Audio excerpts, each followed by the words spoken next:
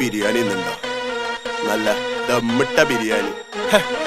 ആ പൂപ്പ് ബിരിയാണിനെ കൊണ്ടല്ല ഞാൻ പറയുന്നത്, നല്ല മലബാറിലെ ബിരിയാണി. തിന്നുകില്ലോ ഓനെ പോരി പോരി പോരി. വടക്കത്തെ കാറ്റിന് ദം ബിരിയാണിന്റെ മണമാണ്, അതിനൊരു കുളിരാണ് കുളിരാണ്. രാവിലെ എണീച്ച് നെയ്പ്പത്തിൽ ഉണ്ടാക്കി വെക്കുന്ന ഉമ്മന്റെ മുത്താണ്.